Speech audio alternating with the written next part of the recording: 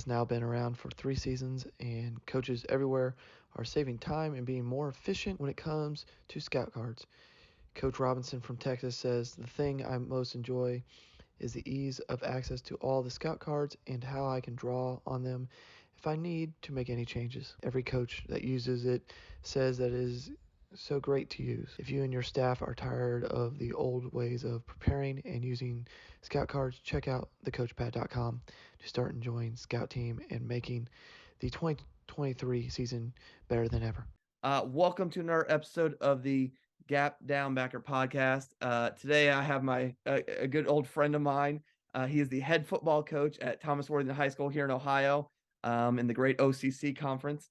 Coach Mike Picetti. Coach, how you doing, my friend? I'm awesome, man. Great to see you. Good to see you. Like it's been a little bit. Yeah, you tend to get a little busy when that head coaching job comes under your title there a little bit. You don't have much time for anything. I think the last time we saw each other was like the spring of 21. We had lunch or something like that. Like right after COVID, like we got Yes. lunch. I think you just finished your first year at Thomas, I want to say. Yeah, I believe it was right around. Yeah, I think I had just finished my first year. We sat down at old B Dubs and had a bite to eat there in Yeah. Dublin. So, coaches I've known since probably 2014, 2015. But I mean, for people who don't know you, like, how'd you end up as the head coach at Thomas Worthington? Well, it was a long trek. I got my feet wet in 1998 was the first year I started coaching, if you can believe that. I was at Cambridge, Ohio, under Rick Goodrich. I played at Muskingum, ended up tearing out my shoulder and couldn't play anymore. And Rick called me and offered me the head freshman and equipment manager position at the high school. So I had to change like 100 face masks my first year with it was a screwdriver too. He didn't have an electronic drill. So I'm going to sue him later for the damage to my wrist that he did to me. But so I started out there. My first teaching job was up in Mount Gilead, Ohio. I was there for 2 years with Jeff Jones, and then Jeff got the job down in Central Ohio, and I ended up at Westerville for 2 years. I actually opened Westerville Central the first year that building opened, and then I was at Westerville North with Chad Williams, and then Jeff got a second job over at Westland, so I went over to Westland High School, coached with him over there for a few years. I spent one brief year with Bob Jacoby down in Hamilton Township, and then Ed Terwilliger hired me up at Olentangy, and I spent the majority of the rest of my career up there. I was up there for 12 years. I coached under under Ed Terwilliger, and then I coached with Mark Solis. I was his defensive coordinator. Ended up going to Otterbein for a year, and then took over at Bradley as the DC. And then finally got the head coaching job at Thomas Worthington. So it was a quick 20 years it took me, but I was luckily able to finally get the job there, and I've been there ever since.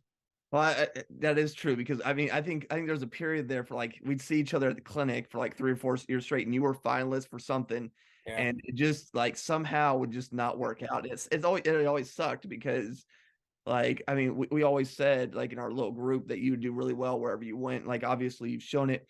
Like speaking of that, let's just talk about it. I mean, you've done a really good turnaround process at Thomas Worthington. Like when you got there, I said before we started on screen, consistently 0-10, 1-9, 2-8. For a good portion of a 10-year stretch. They had a year or two in that stretch, but nothing that lasted or anybody that lasted. And you've kind of built it from the ground up, back from the ground up.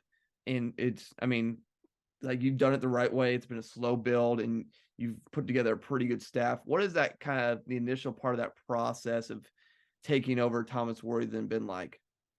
When I was finally able to get the opportunity to do it, you didn't really, I knew a little bit about Thomas. Let me just rewind to that real quick. We played him several times when I was at Olentangy. We played him every year when I was at over at Hilliard Bradley. And every time we took this team on, we would look in the athletes every year. It was like, oh my God, this guy can fly. This guy's big. This guy's huge.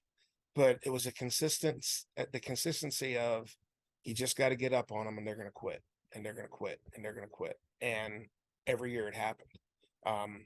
And, when I first looked at the job, I had actually applied for the job one time before, and they hired the guy that was there before me.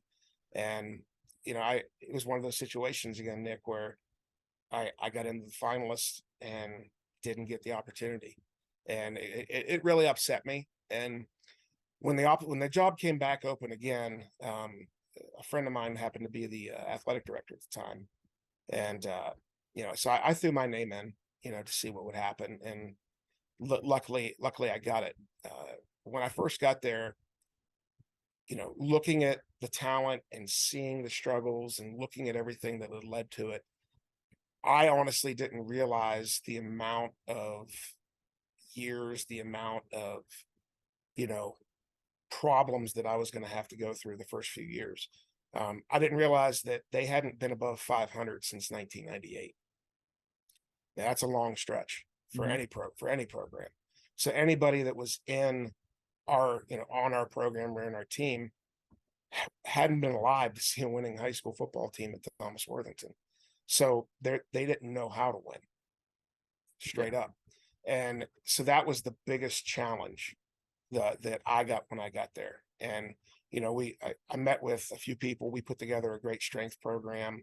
We have a guy there named Dan Stevens who is a blessing to work with. Dan does such a good job for us. We actually share him between us and Kilbourne. He's a strength guy, knows his stuff, and just he's been a blessing to have. So we put together a great strength program. We got the necessary weights we didn't even have in the building. We didn't have bumpers, and I had to order bumpers. And of course, your first year when you take over, you're in the middle of COVID, and everybody's ordering bumpers for their house because they don't know when they're going to go back. So it took me about 8 months to get bumpers for a high school football program, But in our first 2 years, we missed so much. Our district had a policy we weren't allowed in the building to lift. So I took over a program that hadn't won in 20 years, and now I can't lift because we're not allowed in the building. So we're going, jail yard lifting every day. I bring down some 45-pound plates, and we're doing presses above our head. We're doing anything we can, and it's not anywhere near comparative to what other schools were able to do. And then my second year, we lost January and February. We went back to remote learning for 2 months, and I lost 2 months.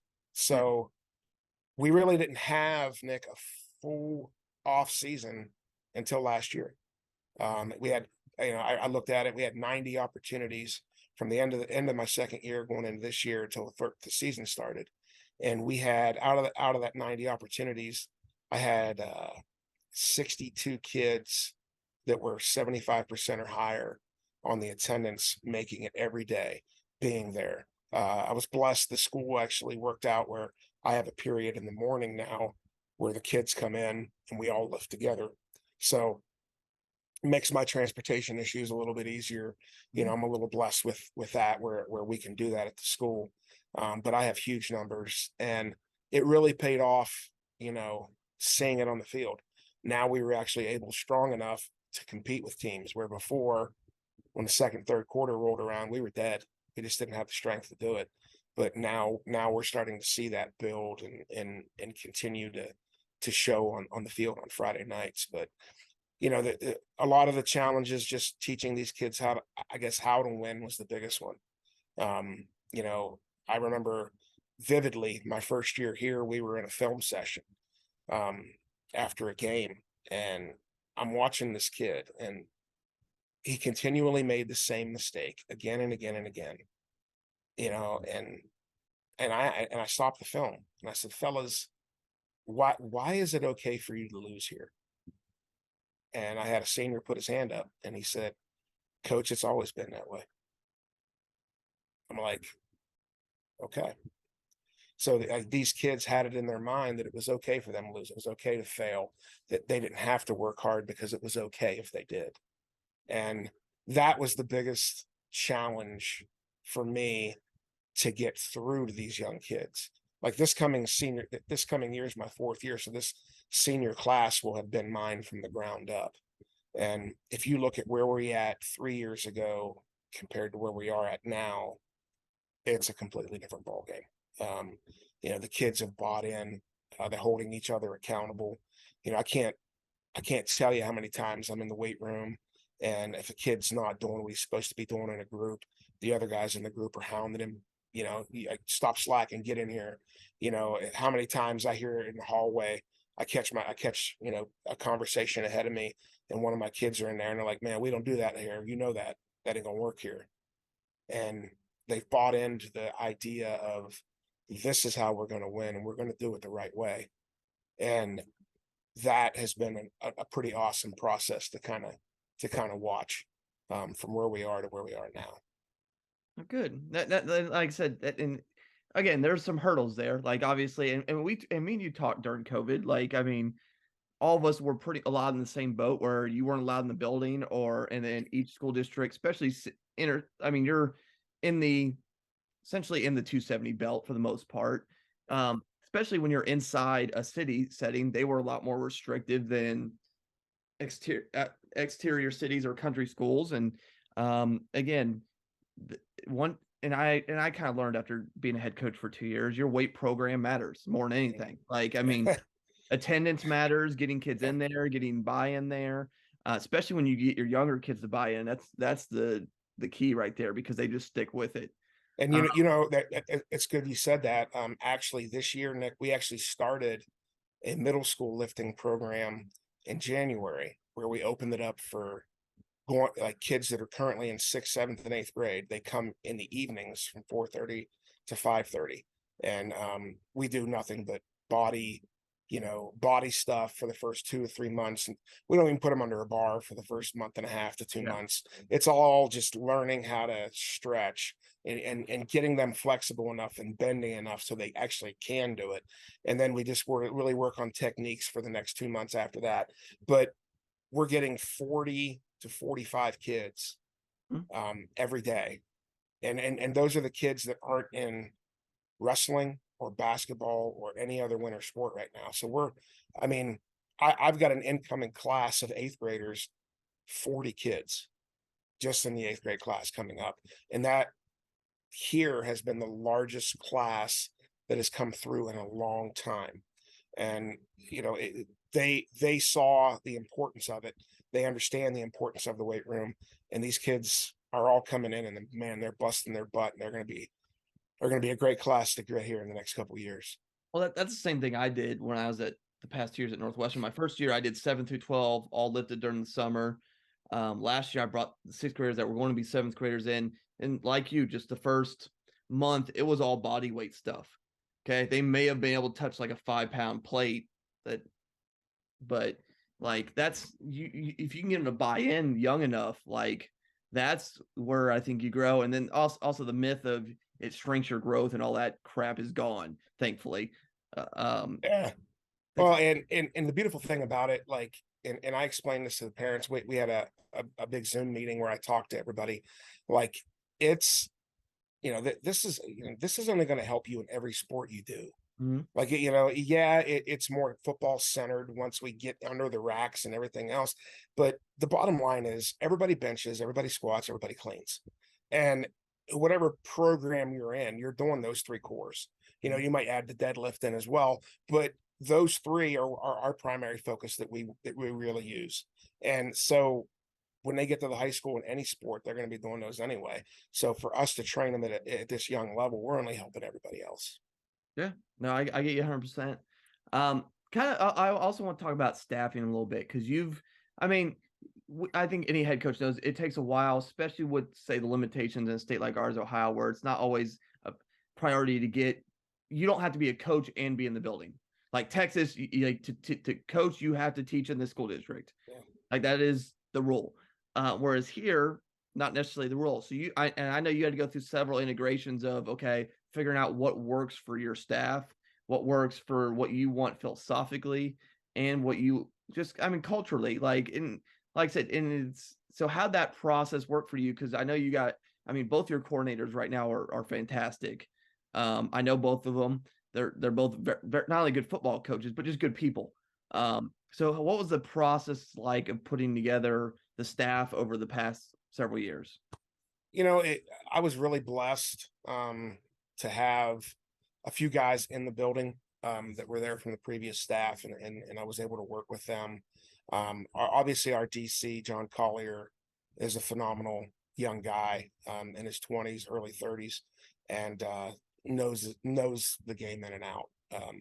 My first year there, I still called the defense, and John was underneath me.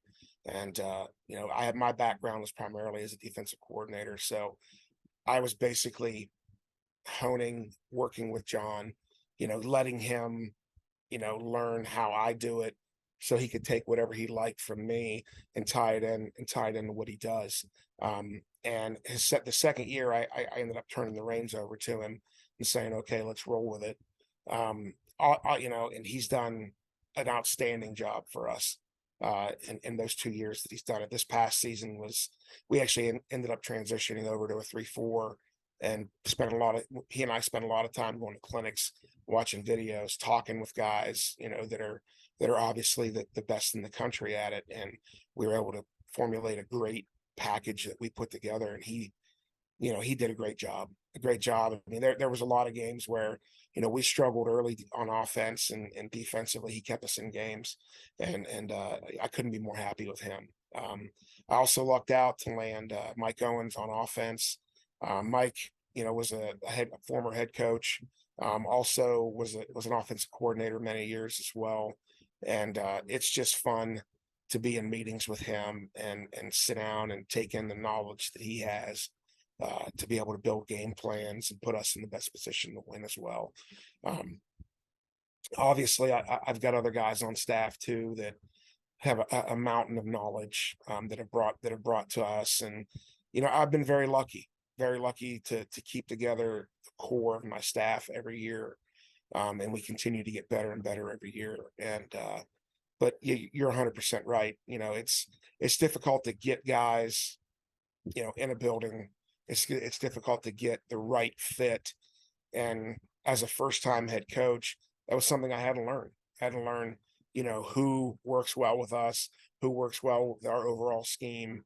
And it took me a year or two to get that right. But I think I've got my pulse on it, and I put together a pretty good staff at this point. Good.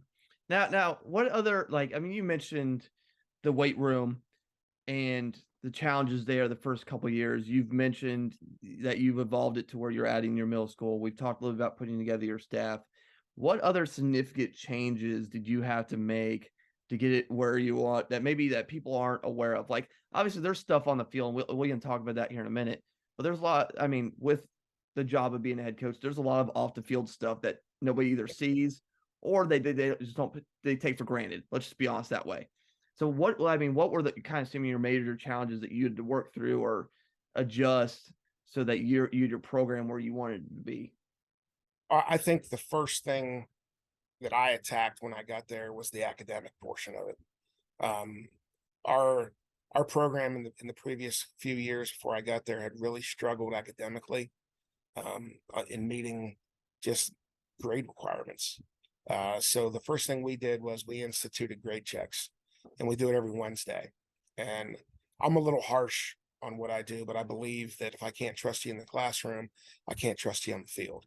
So on our grade checks every Wednesday, our kids have to send me their grades by 1:00. If there's an F on their grade check, they have until 3:00 on Friday to fix it. If it's not fixed, they don't play. And I don't really care who it is. We had some struggles with that my first year. We had to sit some younger kids, but the kids understand the expectation. And I'm not going to put a kid on the field that has an F on his grade check. So either you get it right in the classroom, or you're not going to touch the field for me. Because at the end of the day, Nick, our job is to help these kids graduate from high school. And I didn't want my program to be one of the ones that are not meeting the expectations of this district. I work for a great district, a very high ranking district in the state. And so I wanted to make sure I'm doing my part to meet that. So we put in grade checks. That was the first thing. The second thing we did was put in study tables. So on Tuesday and Thursday mornings during the season, if you have a D or lower in any class, it's mandatory that you come in to study table. and you bring that grade up to us, you bring the class, and you're showing us what you're missing, and we're working with you to get that grade up even higher. You know, the year before I got here, they had to cancel the freshman season because they had so many ineligible kids. And then they had to move up senior night because so many of the kids weren't going to be able to walk for senior night. So I'm very proud of the fact that in the 3 years I've been here, the last 2 years, our team GPA has been a 3.1 or higher. We've been all state academic the last 2 years here at the high school, and I can't be more than anything I've done on the field. That is what I'm more proud of than anything, is the fact that I'm putting together a program that is having success on the field, but I'm also pushing a program that has success off the field. And to me, that is the most important thing that I've done here. You know, and just as a coach, seeing those struggles and understanding them, you know, I work really well with our administrative team, and they back me in the way that I do my program. They're 100% behind my grade checks. They're 100% behind holding these kids accountable and making sure things are done the right way. And I won't change what I do because I know it's right for kids. I know what's best for kids. And if you hold them accountable and you hold their feet to the fire, they'll need it. They want that. These kids want it. But so many times nowadays, they're given chance after chance after chance. In life, you're not given that. So let's hold you accountable now. So when you leave my program 4 years from now, you have a shot in the real world. So that's my point. Okay. I get it. And I mean, especially after COVID, I mean, you know, as I do, you got the free pass for essentially Everything. everything for at least a year, if not, it's like a year and a half. And so you had to break that mold of, okay, grades, the grade. I'm not saying grades don't matter, but like it didn't matter for athletics. Like you had to break that bad habit, unfortunately, that was created. And I kind of get the first year because COVID was not easy on everybody, but as we progress, like we got to break those bad habits. The other thing I wanted to ask you before we go is, I mean, we mentioned the off the field. What train, like, and it's not necessarily scheme, but like from a practice or an approach, maybe it could be classroom perspective, what have you done that kind of has altered the program? Like, is there anything that you know for a fact like they didn't do beforehand, or that you've modified, or that you've brought on the field? Could be drills, could be how you teach stuff. How has your approach on the field helped turn around where you're at? I mean, that's a good question. I would say the biggest thing that we focused on, the biggest thing we've done here is the leadership aspect of it. You know, last year we went away to camp for Ashland for 3 days, spent 3 days up at the college, and just having these kids around one another all day long and just learning to trust one another. We actually went down to Chillicothe, Camp Sherman down in Chillicothe for a day. And it was an Army base down there. And it was a leadership Army base. And the Army put them through a workout for a day. And I think they learned a lot about one another. But I think the biggest thing, like I set up, we have 3 off-season captains that were voted on before we go. So I meet with our captains once a month and we talk about leadership. We read books together and we talk about the importance of it. And we're in the team captain's leadership manual stuff right now, but we're looking at the you know, the different books series that he put out.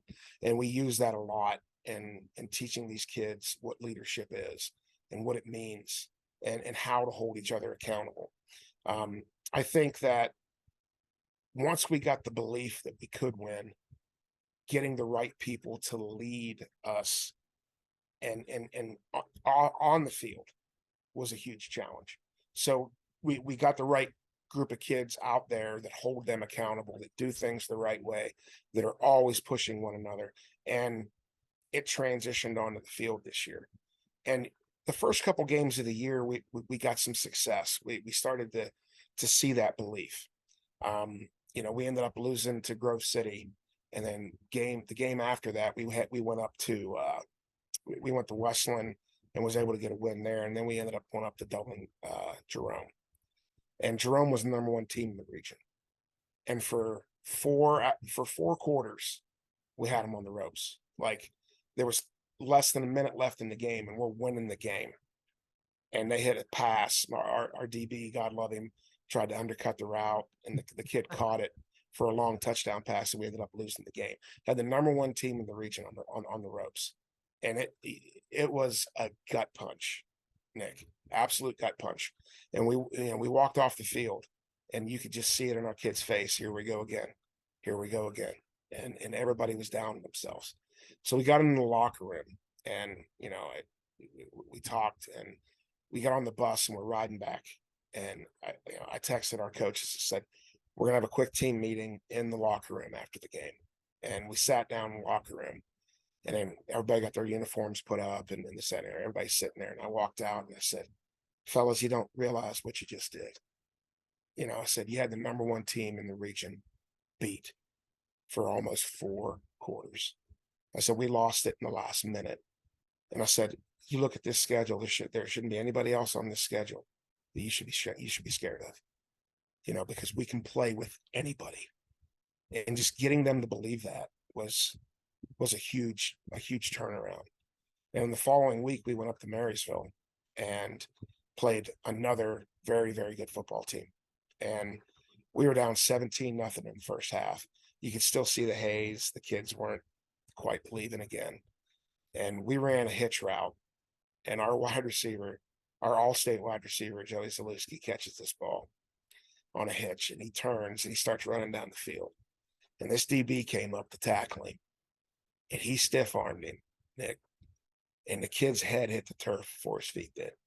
And you saw our sideline go, oh, hold on. We ended up going down and scoring, made it 17-7, and ended up winning the game. And they didn't score a second half on us, and we ended up beating Marysville. And that's the first time since 1998 that we got 6 wins in the season. And you'd have thought they were going to put a Bud Kilmer statue of me on the sideline at the end of that one. But just to see how they reacted, just to see, how they finished that game. Because if you put on a film of us any other game in the season, and you put that second half film on of that Marysville game, we didn't play a single game the rest of the year better than we did that second half. We were a different team, an absolute different team for a half of football, and we got that 6th win. And it was huge for our program, and it's huge for us going forward. Now, we don't want to stop there. We obviously want to continue to get better. But as far as taking a big step, the belief was huge. The leadership was huge. And then just seeing it happen, seeing it transition was the thing that made the huge difference this year. Perfect, Coach. So, coaches, give my man a follow. His Twitter bio will be in the below. I'll also put the link to the clinic he did for me back in 2020. God, that feels so long ago. as a few years ago, brother. Oh, that's like a different world. God, like, share, subscribe, all that lovely jazz. Check out our sponsor, Coachpad. Otherwise, that's been our episode of the Gabbed Out Backer podcast.